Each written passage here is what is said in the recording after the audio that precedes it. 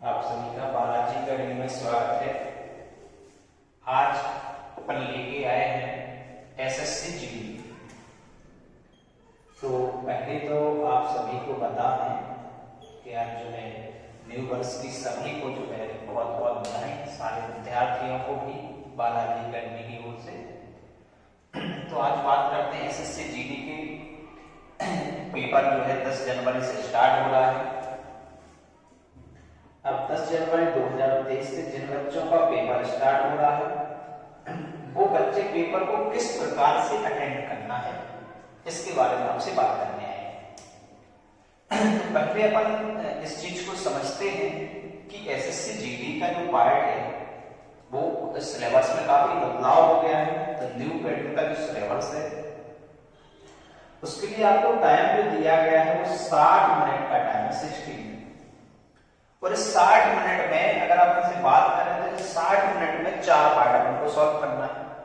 Math हुआ, reasoning हुई, GK हुआ, हिंदी हुआ। अब इन 4 पार्ट में अगर अपन बात करें, फर्स्ट है गणित, सेकंड पार्ट है आपका रीजनिंग, थर्ड पार्ट की आपकी बात करें वो है आपका हिंदी, और चौथे पार्ट की बात करें वो है आपका जीके। इन चारों पार्ट में सारे पार्ट के लिए सभी इक्वल टाइम अगर अपन देखें तो एक एवरेज निकल के आता है 15-15 मिनट का 4 पार्ट। अगर 15-15 मिनट के 4 पार्ट की बात करें, अब सारे पार्ट जो 4 सब्जेक्ट आपके दिए हैं इन चारों सब्जेक्ट की अगर आपसे बात करें तो हर पार्ट 20 नंबर का आना है। मतलब 60 मिनट में आपको 80 क्वेश्चन अटेंड करना है। अब इस 80 क्वेश्चन को भी अगर अपन देखें तो 80 क्वेश्चन का 4 पार्ट बन के आए, तो हर पार्ट में 15 minute 20 question, 15 minute 20 question, 15 minute 20 question, 15 minute 20 question के 4 पार्ट हो। अब 4 पार्ट में हर एक क्वेश्चन आपको एक इक्वल बात करें तो हर एक क्वेश्चन का आपको 2 नंबर दिया गया है। एक क्वेश्चन 2 नंबर। अब आप देखें कि हर क्वेश्चन के अगर 2 नंबर से देखें तो 80 क्वेश्चन के कितने नंबर हुए? 160 नंबर हुए। माइनस मार्किंग भी आपको दी गई है। अब माइनस मार्किंग की अगर अपन बात करें तो माइनस मार्किंग आपका एक क्वेश्चन अगर गलत होता है, 1 क्वेश्चन अगर आपका गलत होता है 0.5 नंबर आपके कट हो जाएंगे। कितने नंबर कट हो जाएंगे? 0.5 नंबर। अब एक क्वेश्चन पे आपको 2 नंबर मिल रहा है, 0.5 आपका कट हो जाएगा। अगर आप रॉन्ग करते हैं तो पहले तो विद्यार्थी को इस चीज का ध्यान देना है कि आपको तुक्का वाला काम करना ही नहीं है। जितने क्वेश्चन आपसे बन रहे हैं केवल आप वही क्वेश्चनों को अटेंड करें। जो क्वेश्चन नहीं बना उसको बिल्कुल भी आपको नहीं करने की जरूरत है। एक भी क्वेश्चन आप तुक्का वाला ना लगाएं। जितने क्वेश्चन आपसे बन रहे हैं वही क्वेश्चन सॉल्व करें। अब मेन अपना उद्देश्य ये था इन चारों पार्ट में बच्चों को ये समझ में नहीं आ रहा है कि अगर 15 मिनट बात करें तो 20 क्वेश्चन अटेंड कैसे कर पाएंगे मैथ के। 15 मिनट में रीजनिंग के 20 कैसे होंगे? जीके हिंदी में कोई प्रॉब्लम नहीं हो जाएगा। अब आपको यही बताने के लिए आए हैं कि इन जो 4 पार्ट है इनमें से मैथ, रीजनिंग, हिंदी और जीके। पहले तो हम बात करते हैं कि पहले तो जो बच्चे वीडियो को देख रहे हैं वो लाइक शेयर करना बिल्कुल ना भूलें और चैनल को सब्सक्राइब जरूर कर लीजिए, क्योंकि इस चैनल के द्वारा बहुत ही जल्दी एक लाइव क्लास शुरू होने वाली है। और जो आगे अभी बच्चों को जो और अन्य एग्जाम देना है, राज्य का एमपी पुलिस हुआ, बलरक्षक एग्जाम हुआ, एमपी पटवाई हुआ, उसमें बहुत काम वाले वीडियो आएंगे। तो इन चारों पार्ट में पहले तो हम आपको बताते हैं सॉल्व किस प्रकार से करेंगे कि आपका 1 घंटे में पूरा पेपर सॉल्व हो जाए। दूसरी चीज अपन इस पे भी बात करेंगे, मैंने पूरे जो है पूरा मक्खन निकाल के रखा है। एसएससी जीडी के 4 ईयर के पेपर को अपन ने देखा है और 4 ईयर में अपन ने ये भी देखा है कि पेपर में आया क्या क्या है। मैथ में क्या रहा, रीजनिंग में क्या रहा, जीके में क्या रहा, हिंदी में क्या रहा। विद टॉपिक हम आपको बताएंगे, उन टॉपिक से एक भी क्वेश्चन बाहर नहीं आएगा। पूरे क्वेश्चनों की अगर आप बात करें तो मैथ हुआ, चाहे रीजनिंग हुई, चाहे जीके हुआ या हिंदी हुई, ठीक है। तो अपन पहले तो देख लें कि इन क्वेश्चनों को अटेंड करने के टाइम मैनेजमेंट कैसे मिला। तो इन चारों पार्ट का, जो मैथ हुआ, आपका हिंदी हुआ, आपका रीजनिंग हुआ, आपका जीके हुआ, इन पूरे के पूरे पार्टों में आपको देखना है कि पहले तो जो आपको देखना है कि अटेंड का टाइम कैसे मैनेज करें। तो अटेंड का टाइम आपको इस प्रकार से मैनेज करना है। फर्स्ट पार्ट आप जो अटेंड करेंगे वो करेंगे या तो हिंदी वाले पार्ट से या जीके वाले पार्ट से। इन दोनों में से कोई भी पार्ट आप फर्स्ट टाइम अटेंड कर सकते हैं। हिंदी में 20 क्वेश्चन, और इन 20 क्वेश्चन को इस प्रकार से सॉल्व करना है कि आपको अधिकतम 10 मिनट लगे। 10 मिनट से ज्यादा इसमें टाइम देने नहीं है। अगर आपने 10 से ज्यादा इसमें टाइम दे दिया तो आप मैथ रीजनिंग के लिए क्या टाइम बचा पाएंगे। इसलिए 10 मिनट से ज्यादा बिल्कुल देने नहीं है। क्वेश्चन पढ़ो, आंसर लगाओ जो बन रहा है। दूसरा पार्ट, इसमें भी आपके 20 क्वेश्चन है। 20 क्वेश्चन के लिए 10 मिनट आपको इसमें देना है। अब आपका आधा पार्ट 50% पेपर सॉल्व हो चुका। कितने मिनट का टाइम लगा आपका? 20 मिनट का। 20 मिनट में आपके 40 क्वेश्चन सॉल्व हो गए। उस 40 में अगर एक ही दो क्वेश्चन नहीं बन रहा, कोई दिक्कत नहीं। अब बात करते हैं आपकी मैथ रीजनिंग की पार्ट की। इन दोनों के 20 प्लस 20 बराबर कितने क्वेश्चन बचे हुए हैं? 40। कितने मिनट का टाइम बचा होगा?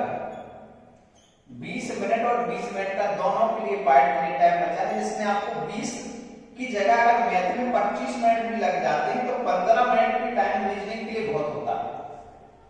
और दोनों मिला के आप 40 मिनट में पूरा मैथ रीजनिंग का पार्ट अटेंड कर सकते हैं, 40 क्वेश्चन का। अब ऐसा भी नहीं है कि आपसे पूरे 40 बन रहे हैं।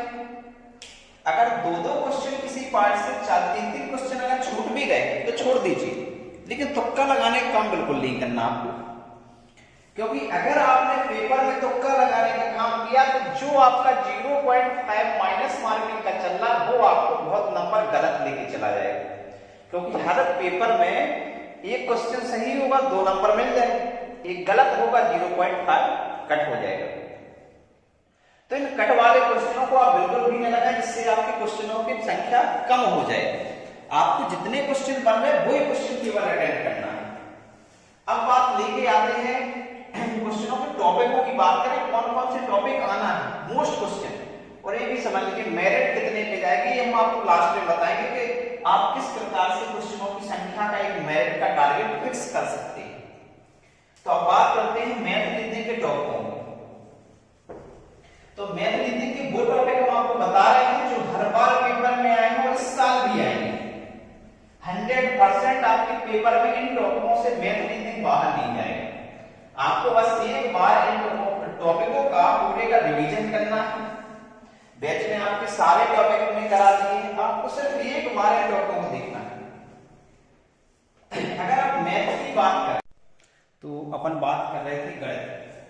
तो गणित में जो मैथ का पार्ट है, क्या क्या आना है आपको? मैथ में सरलीकरण आना है, नंबर सिस्टम आना है, साधारण चक्रवृद्धि ब्याज आना है, अनुपात समानुपात आना है, प्रतिशत आना है, लाभ हानि डिस्काउंट आना है, क्षेत्रवृत्ति आना है, औसत आना है, काम एंड समय आना है, ट्रेन आना है, चाल समय दूरी आना है, नावधारा आना है, भिन्न आना है, आयु संबंधी आना है, मिश्रण वाला चैप्टर आना है और घन एंड घनाभ का पार्ट आना है। आपको मैथ में मात्र इन 16 टॉपिकों को आप स्क्रीनशॉट लेके रख लीजिए, इससे एक भी क्वेश्चन बाहर नहीं आएगा, इन्हीं चैप्टरों से आएगा। अब बात करते हैं रीजनिंग वाले पार्ट। तो रीजनिंग वाले पार्ट में क्या क्या आएगा? तो रीजनिंग वाले पार्ट में बिल्कुल सिलेक्टेड टॉपिक दिए गए हैं। आपको नॉन वर्बल रीजनिंग को भी देख लेना है, क्योंकि नॉन वर्बल रीजनिंग से आपके 3 से 4 क्वेश्चन आ सकते हैं। बाकी वर्बल वाले पार्ट से आना तो देखिए क्या क्या इसमें आना है रीजनिंग का। तो रीजनिंग वाले पार्ट में देखेंगे आप, पहला पार्ट जो आना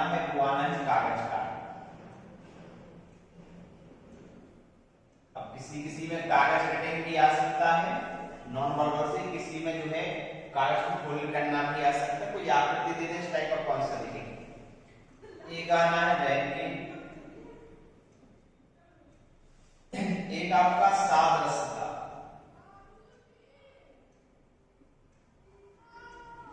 एक टॉपिक आपका आना है पासा, ये बिल्कुल आने आना है पासा। दो प्रकार की हो, या तो बंद आएगा और बंद नहीं आता है तो खुला पासा आएगा। पासा के बाद आपका जो है कोडिंग डिकोडिंग तो आने आना है, दो क्वेश्चन आएंगे कोडिंग एंड डिकोडिंग। और इन जो पार्टों को हम आपको बता रहे हैं इनका तो आप स्क्रीनशॉट लेके रख लो, इन चैप्टरों से आपको बाहर पढ़ने की जरूरत नहीं है एक भी पॉइंट। 6वें नंबर की आपसे बात करें, कोडिंग डिकोडिंग हो गया। कोडिंग डिकोडिंग के बाद आपसे देखें तो दर्पण प्रतिबिंब, ये नॉन वर्बल का है।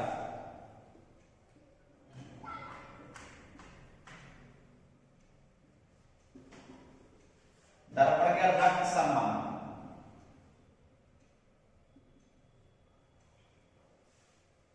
रक्त संबंध के बाद जो है श्रृंखला, श्रृंखला के न्याय निर्माण,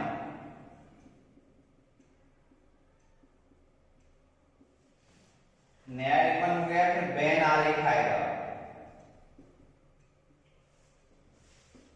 11वां चैप्टर आपका वर्गीकरण से आएगा, क्लासिफिकेशन। मैथमेटिकल ऑपरेशन, ये तो आने ही आना है, गणितीय संक्रियाएं।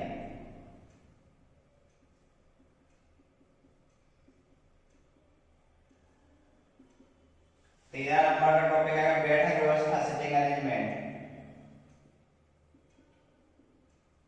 बैठक व्यवस्था सिटिंग अरेंजमेंट से आएगा। 14 नंबर के टॉपिक की अगर अपन बात करें अल्फाबेट में एबीसीडी की व्यवस्था, मतलब अंग्रेजी वर्णमाला से।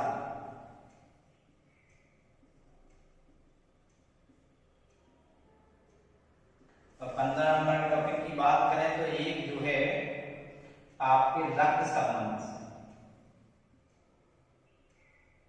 इतने ही आपको 15 टॉपिक आप इनका भी स्क्रीनशॉट लेके रख लीजिए। इनमें से एक भी क्वेश्चन आपका बाहर नहीं जाएगा।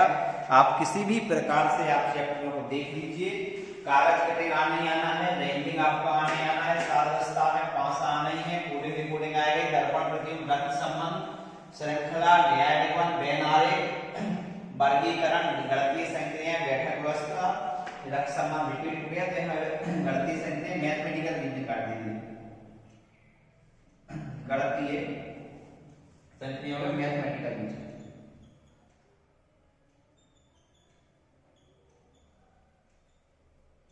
मैथमेटिकल रीजनिंग का पार्ट लीजिए, जिसमें आएगा क्वेश्चन, जिसमें न्याय निर्माण इतने मोस्ट चैप्टर है, कोडिंग डिकोडिंग 5 आए तो बिल्कुल हर क्वेश्चन में आ जाए। श्रृंखला, वर्गीकरण लीजिए, हर एक चैप्टर में आए। कोई क्वेश्चन ऐसा है नहीं मैं पिछले 5 साल के पेपरों को एक एनालिसिस किया, बट 5 साल के पेपरों का एक जो है पूरा निचोड़ आपको इन चैप्टरों के अंदर दिया है। ये चैप्टर से एक भी चैप्टर बाहर नहीं आएगा, आपको बस इन्हीं चैप्टरों का एक बार रिवीजन करना पेपर देने से पहले। अब बात करते हैं, आप इनका स्क्रीनशॉट लेके रख लीजिए, इन चैप्टरों से बाहर कुछ नहीं पढ़ना। अब आते हैं हिंदी की बात करते हैं।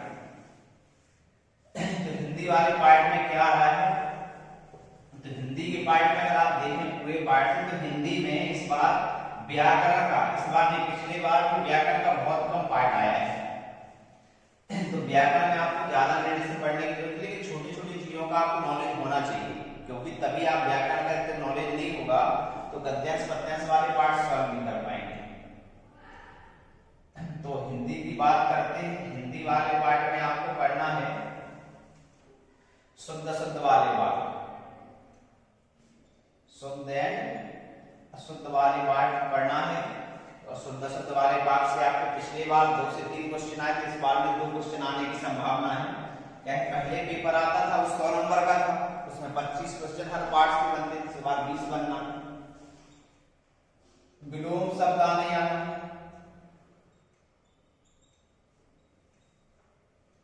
मुहावरा आपका आने आना है, खाली स्थान आपके आएंगे। खाली स्थान की बात करें, दिए गए वाक्यांश में एक शब्द वाला आने आना है।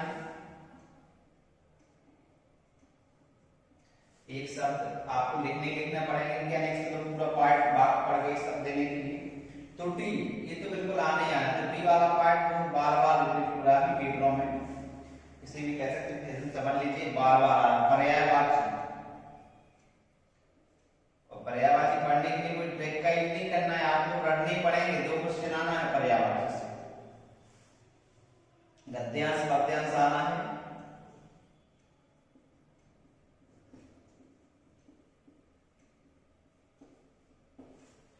और आपका जो है वर्तनी आना है, और 10वां व्याकरण का पाठ भी देखते हैं। 10 चैप्टर से ज्यादा कुछ नहीं आना है। शुद्ध आपका 1 से 2 क्वेश्चन विलोम शब्द आएंगे, मुहावरे आना है, खाली स्थान, अनेक शब्द के बदले एक शब्द आना है, त्रुटि वाले पाठ आएंगे, पर्यायवाची आएगा, गद्यांश पद्यांश का और वर्तनी की व्याकरण की बात करें। 3 चैप्टरों से बाहर आपका हिंदी में कुछ नहीं आएगा। इन चैप्टरों को आप एक बार रिवीजन कर लें, सारे चैप्टर आपने पूरे पहले से पढ़ के रखे, तो आपको देखना बस। अब माइंड बात करते हैं आपके जीएस की। जीएस वाला पार्ट का कोई फिक्स पार्ट है नहीं, फिर भी हम आपको बताते हैं कि स्क्रीनशॉट लेके बिल्कुल रख लीजिए, आना ही आना है पेपर में। अब बात करते हैं आपसे जो है जीएस, तो ये जीके में क्या आएगा, जीके वाले पार्ट में, जो जीके वाला पार्ट है और जीएस वाले पार्ट में आपका देखिए, ये तो पूरा महाभारत हो गया है ना। हर पेपर में जीएस का कोई भी पार्ट बच्चों से ऐसा नहीं आ रहा है कि सिलेबस के अकॉर्डिंग आ रहा है। अब इसमें देखिए आपको पढ़ने क्या क्या आ सकता है, जियोग्राफी भूगोल का पार्ट। अब 1 क्वेश्चन बन जाए, 2 बन जाए, आपका संविधान का पार्ट, इससे 2 बन जाए, 3 बन जाए, 4 बन जाए। आपका हिस्ट्री वाला पार्ट भी आ सकता है। अब हिस्ट्री का पार्ट 1 नंबर या 2 नंबर से ज्यादा आएगा। अब बात करते हैं हिस्ट्री का आपका क्या हो सकता है, इसमें साइंस का भी जो पार्ट है वो 1 नंबर से 2 क्वेश्चन पूछ सकते हैं। वैसे तो 1 से ज्यादा नहीं आएगी क्योंकि, लेकिन वो अब जीके वाले पार्ट के साथ डाल देंगे। 5वां नंबर का जो पार्ट है वो करंट अफेयर्स। अब करंट अफेयर्स वाले पार्ट से वो जो है ज्यादा पार्ट डाल देंगे, हो सकता है 4 से 5 क्वेश्चन, 6 क्वेश्चन भी करंट से डाल सकते हैं। करंट अफेयर्स ये नहीं है 6 महीने, 3 महीने, 4 महीने पुराना आ जाए, हो सकता है वो 1-1 साल पुराना भी करंट अफेयर्स पूछ सकते हैं।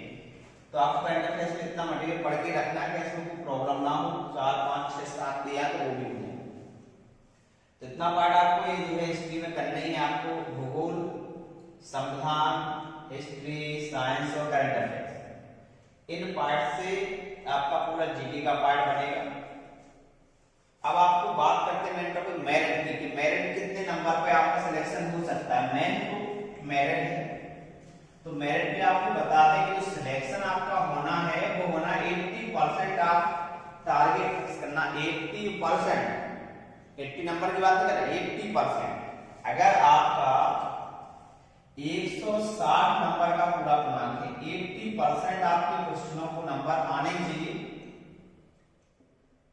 8 6 48, 8 4 12।